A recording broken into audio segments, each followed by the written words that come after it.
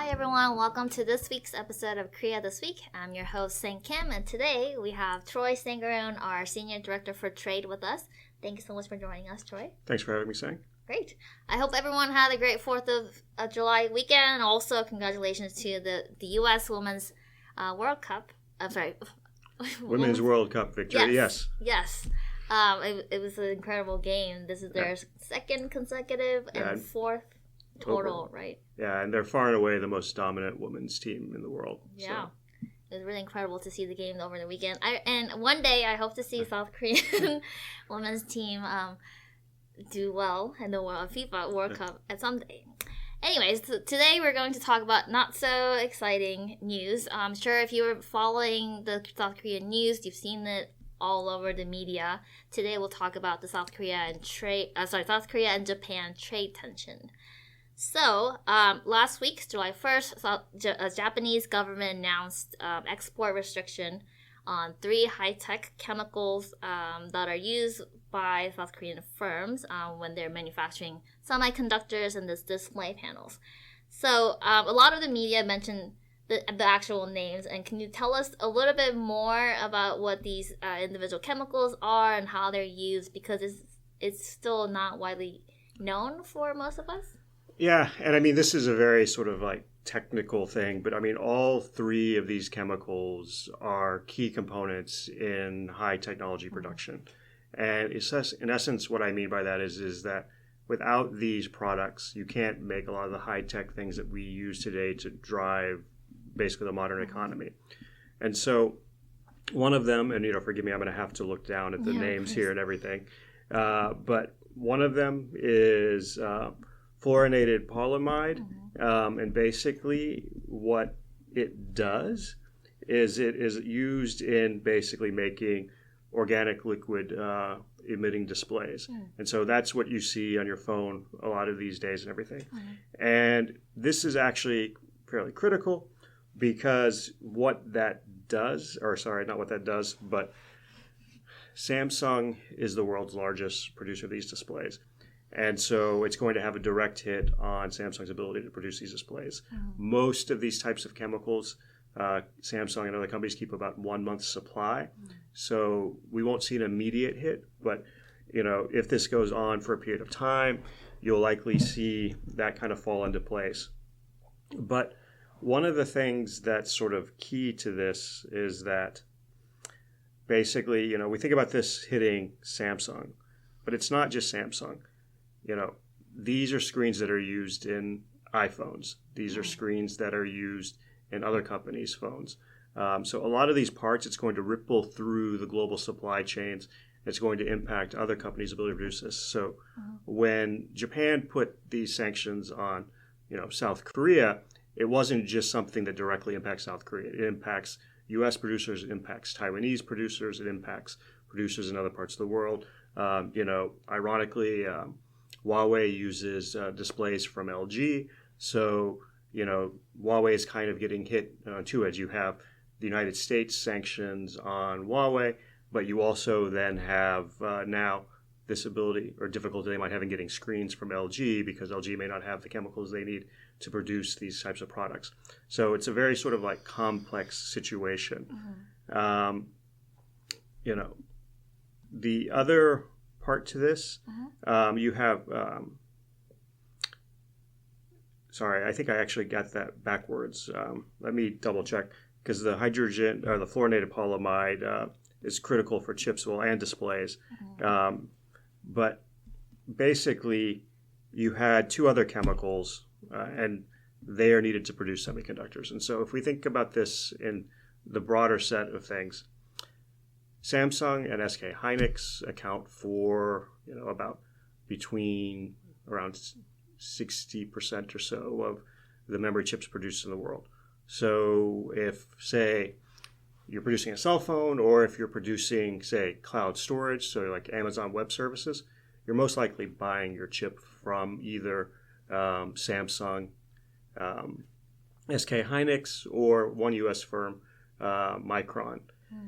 So what we're likely to see in this situation is Micron will probably benefit, but we also need to keep in mind that even if they or if other semiconductor firms, such as, say, Taiwan semiconductor manufacturers, starts producing more memory chips, one, they may not have the capacity to immediately do this, even if they get the chemicals, because you only have so much fab production space.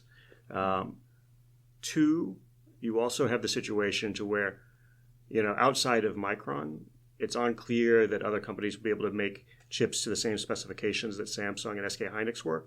So you're likely going to get a less high quality chip as well. So it's going to have an impact throughout the system. And I mean, these are the kinds of things that are getting impacted by this decision by Japan. Right. So although the names of the chemicals are a little foreign to us, they do impact our everyday life, especially you mentioned the phones. So why is Japan doing this? Of course, the Japanese government said there's a lack of trust between South Korea and Japan, but do you see any other reasons behind this? Well, Prime Minister Abe has come out and said that he's concerned that these chemicals have a military application as well, and that I don't know the exact quote, but in essence his argument was that, well, if South Korea won't live up to its obligations under its international treaty with Japan on the issue of forced labor, then how do we know that they're not shipping these chemicals to North Korea? Let's set aside any validity that might have, because it seems strange that a company like Samsung, which has significant investment in its reputation, would even risk something like that. So this is clearly, I think, the Japanese government feeling very frustrated over the situation of forced labor. They've tried to stick to this phrase of critical lack of trust, but it's hard to know how this really fits into your inability to trust South Korea, because we all have disputes with each other. We all have things we disagree with, either on a personal level or a national level. And just to contrast, what the current Abe administration is saying with the Trump administration, they put out their Indo-Pacific report at the beginning of June, and in that they talked about how it's critical for U.S. strategy for cooperation between the United States, South Korea, and Japan. So where the United States hasn't expressed any reservations about its ability to trust South Korea, Japan seems to have gone a complete 180. And so I think that kind of tells you that there's something else at play here. Right. So let's talk about the trade side a little bit. So how much does South Korean companies rely on their exports to Japan, and then would this lead to a huge impact in the long run? So we have a situation to where these two economies, going back decades now, have largely sort of integrated into each other. Japan supplies a lot of sort of the precursor parts to the things that South Korea builds, but South Korea then ships back, for example, say, the memory chips to Japan. So any Japanese company, that needs, be it Sony or someone else who's producing something that needs a memory chip, they're probably buying it from a South Korean company. And so basically these two countries have become dependent. They are different parts of a production chain in terms of the tech industry. And so, what you're going to have happen here is, right now it's a question to where, one, how will this impact South Korean exports? If you have a situation to where there's a decline in Samsung and SK Hynix's ability to produce memory chips, that means there's going to be a shortage. And if there's a shortage, that means Japanese companies that need access to these chips won't be able to get them on time. And the tech industry moves fairly quickly in terms of product redesign and new products and things. So you have that. And you'd have to think that, in a situation like this, that you're going to see a drop off of exports to Japan on that. At the same time, look at this from the perspective of the Japanese companies that produce these critical materials. One, given the dominant position, even on the display side, Samsung is far and away the largest producer of OLED displays. So the Japanese companies that are exporting them are going to lose sales, because you're not going to be able to simply ship to other producers. You also have a situation to where both on the display side and on the semiconductor side, one has to wonder if this is in either country's long-term interest. The Chinese government is investing heavily to try and become a dominant producer of displays. It wants to take and displace Samsung and other companies in terms of semiconductor production. So all this does is it makes it more difficult for non-Chinese firms to take and stay ahead. Then the one last thing, and I think, there is a similarity here to what we saw with Huawei and the U.S. Decision to place it on the entity list in the United States and prohibit U.S. exports, though President Trump seems to be backing off that some now. What we saw happen there was, one, you had U.S. companies start looking for technical loopholes that would allow them to continue to supply Huawei. And so things of that nature were to ship from factories that were not in the United States and some other different tactics. But at the same time, the founder of Huawei has come out and basically said that, all this does is reinforce basically our need to take and develop our own ability to produce these products. He said we won't stop buying from Western firms, but we're going to become more self-reliant. And so if you look at what's happening now, you have a situation to where, one, Samsung's vice president, Lee Jae-young, the nominal head, he went to Japan. The speculation is that he's basically asking his suppliers, can you take and direct supply to us from your factories? In some cases from Taiwan, in some cases from China. In some cases, they actually have some facilities in South Korea, so those shouldn't be any issue. But, can you supply some of those rather from Japan?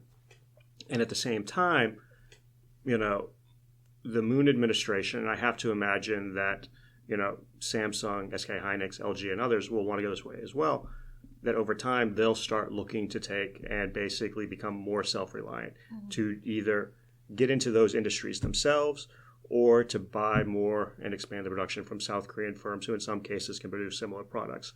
So in the long run, I think we'll see Japan's dominance in these areas decline as South Korean firms, and to be honest, probably producers in other industries do this as well, because now the question becomes, if Japan is willing to use basically economic leverage for political gain, how do you know that you can trust Japan to be a faithful supplier? Right. I think you raise a really good point. One, as much as South Korean companies are buying these products from Japanese firms will be impacted by this restriction, right? Because they are selling all that to the Korean firms. They're losing. Yeah, business. And we saw this in the U.S. case with Huawei. Firms like Micron, who supplied parts, they were expected to lose. There was, I think it's something like 20 sort of small tech firms, not necessarily the big ones that you know of, but who all supplied parts to Huawei, and were all, in some cases, Huawei was far and away their most dominant, buyer. And so, all of them were expected and may still, depending on how this all plays out, lose a significant amount of business. And so you see, I think that's the challenge here, is that, these things, may look productive in that you're hurting the company on the other side, but you have to remember that the only reason you're able to hurt that company is because they're dependent on firms in your country. And so that means at the same time you're taking and, cutting into the business of your own firms.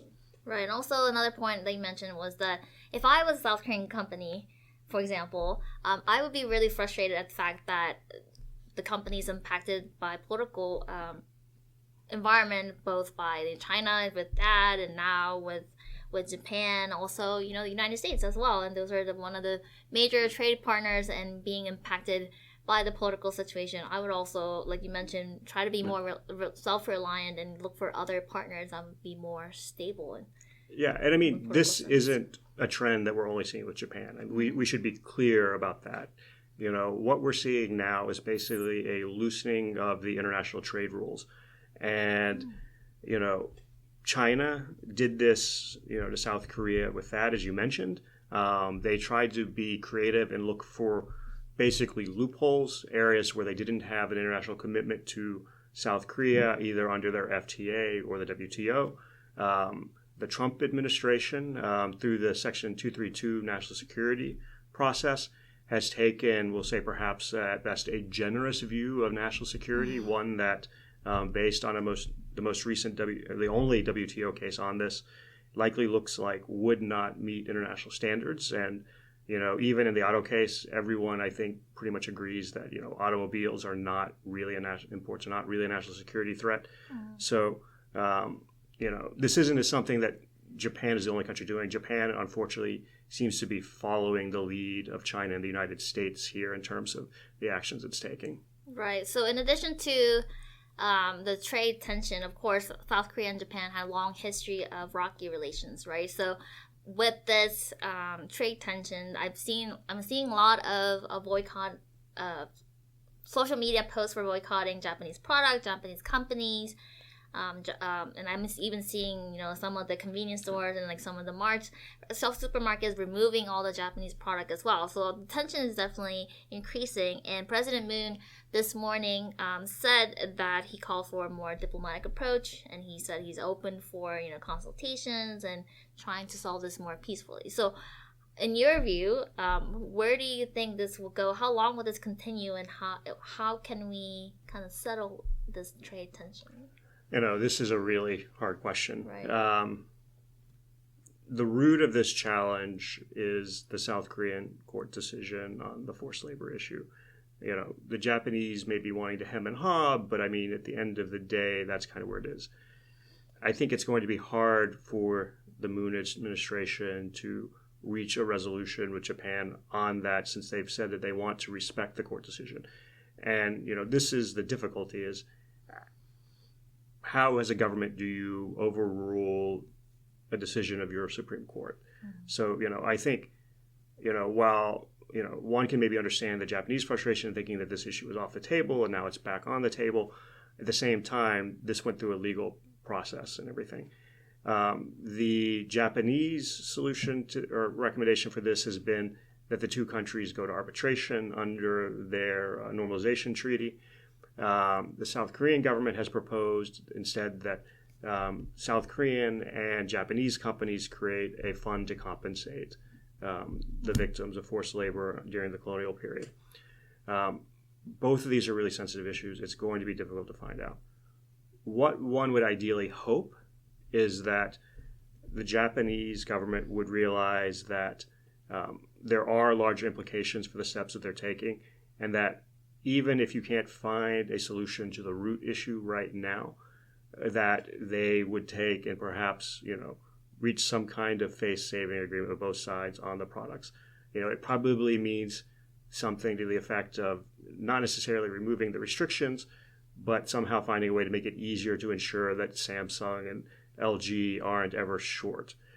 So in other words, it would be similar to perhaps what President Trump ended up doing with the Autos 232, to where in the case of South Korea, he said that the renegotiation of the Course FTA had relieved the national security challenge presented by auto imports, but he also left open the option to take, and at later time, have the Commerce Department take steps if they feel that's come back. So, one way forward might be for South Korea and Japan to reach some kind of similar resolution to where Japan doesn't necessarily withdraw what it has done, but it says that for some other reason its concerns have been met. Perhaps since Prime Minister Abe has put this in terms of questions about whether things are being sent on to the North Koreans, there's some system put in place to assure the Japanese government that none of these chemicals are heading up to North Korea. And so, that might be a way forward. But I think, if this is really dependent on solving this issue on forced labor, I think it's going to be hard to do in the near term. Right. It will definitely be up to the government level action to get any sort of solution on this issue. Yeah. So we don't have any solution to the issue at the moment, but I'm sure you'll hear a lot more about it in the coming days and weeks. So that was the most pressing issue that we want to talk about today, and that's all we have. Is there anything you wanted to add? No, I think, this is really kind of the big issue going forward, because, it comes at a time to where, you already have this tech war almost going on between the United States and China. You have South Korean firms caught somewhat in the middle of it, Japanese firms, to be honest, caught in the middle of it too. You have slowing economic growth in South Korea because it's highly dependent upon exports of semiconductors, which, the memory chip side and the processing side, last year was about 18% of their exports total around the world. and you're starting to see the economy slow in the first quarter. Quarter on quarter, you had actually a decline in economic growth. Year on year, it was still slightly up. But so, this is a difficult economic time, and I think this is an issue, like I said, that's not going to resolve soon. Right. Well, thank you so much for your sharing your insight, and thank you so much for watching. And that's all we have for today, and we'll see you next Monday at 2 p.m. Bye.